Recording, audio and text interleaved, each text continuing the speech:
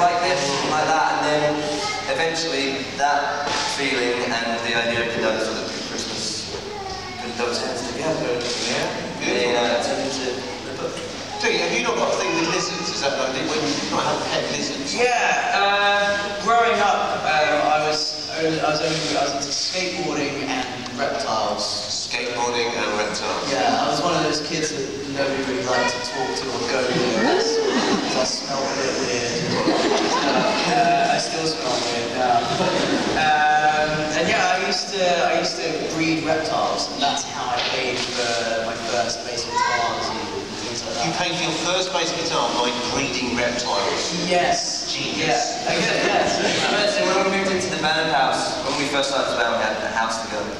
Like the first couple of months, he moved all his reptile tanks into our house. Used to sound like a jungle because we used to have to feed them crickets, so we had like crickets in the house. Yeah. So that yeah. It's quite interesting. Can you walk into like a music shop and the instrument say, okay, I've got 7 iguanas. I'll trade an iguana. See what I mean? I need a tortoise for that. I like it. I like that a lot. Now, also, as well, obviously, I'm guessing, looking at the audience, we've got a lot of McFly.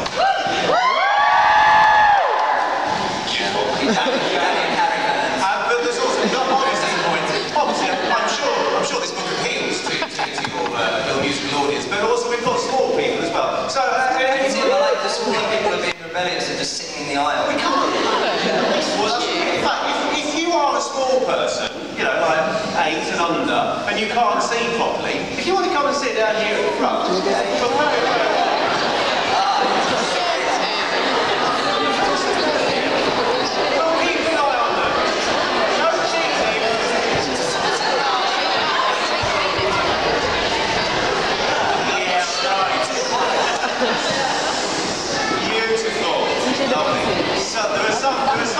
grown-up ladies who kidnap children. Yeah. Actually, not my money. I think let's have a chat to some of these, because what I thought we'd do next is what's going to be settled down with you. Hello, what's your name? What about you? What's your name? Hello. I'm not a television, I can see you as well. Please. What's your name? Sarah. And how old are you, Sarah? 8. And have you got a copy of The Dinosaur That Proved Christmas? No. Moving on. Hello there. What's your name? Lindy? No. And you've got the book there, haven't you? Have you read it yet, or have you just bought it? You just got it today? You've had it for a while. Do you like it? Yeah. What I was wondering, how much do you like it? Do people read it to you? That much. Not that much. That much. She's small, isn't it? Yeah, but she wasn't even trying. And who reads the story to you normally? Do you read it yourself, or does your mummy read it? You read it yourself. Don't you think it'd be lovely to hear it read by the 2 men that wrote it? Yeah. That'd be nice. We're going to ask somebody to read us The Dinosaur That Proved Christmas. Also, we've got technology, right? Because I've got a copy of the book here. I'm going to stand here. Apparently we've got a camera pointing at this bit here, which should go up on the screens outside us. Is that happening, guys? Yeah. Yeah? Because I can't see from here.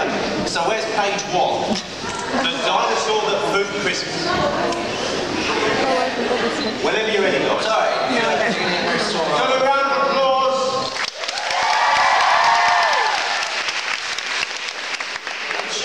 We can write, but we can't read very well.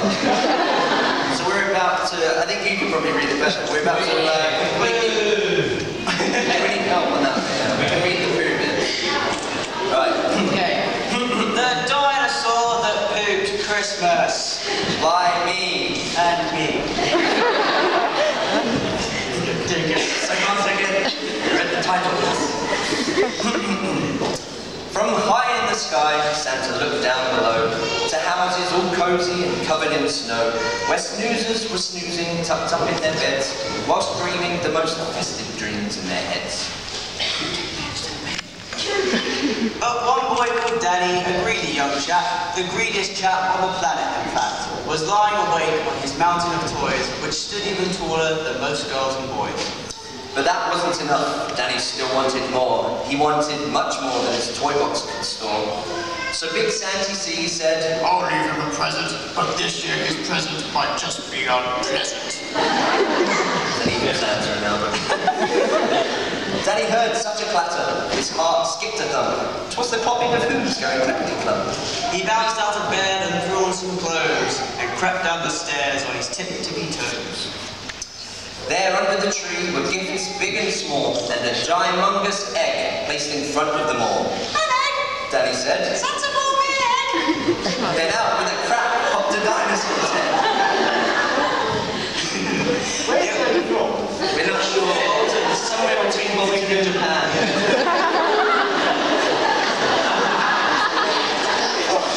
It wasted no time on that cold Christmas morning and started to eat everything without warning.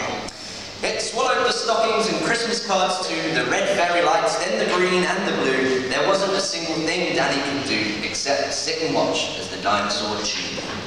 It chewed and it munched and it crunched on Kris Kringle, the reindeer, the sleigh bells, and all things that jingle. But it didn't stop there. There were more things to gobble, much more than the small shiny baubles that bobble.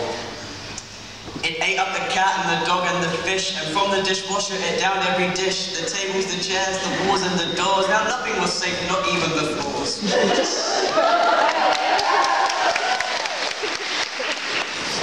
Now reader beware, the next part is scary, and if you read on, you'll need new underwear. They're right. Daddy's poor granny was knitting some socks, but the dino had no need for socks, it had lots. So it slurped up her knitting like strings of spaghetti and gobbled up Granny along with the settee. Then it ate Danny's mum. She was gone in one bite, and although Danny's dad tried to put up a fight, the dino had grown to the size of King Kong, and with a gulp and a burp, Danny's father was gone. Now nothing was left. All Danny could see was a fat dinosaur where his home used to be. And so, with the thought of no Christmas this year, his tears turned to snowflakes and then disappeared. With the feeling of guilt in the dinosaur's gut, its brain brewed a plan involving its butt. it knew there was only one thing it could do to put Christmas right. It needed to...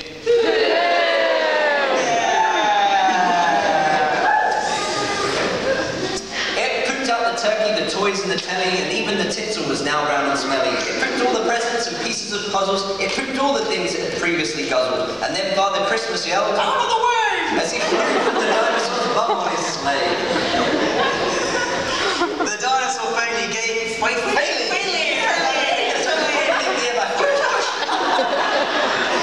The dinosaur finally gave a huge push and pooped down his parents in one massive whoosh.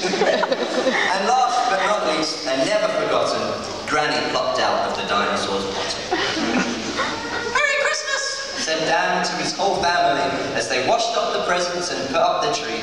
And the greedy young chap that you saw just before promised next Christmas he'd not ask for more. And the dinosaur promised he'd not eat a crumb, as you would if Christmas came out of your bum.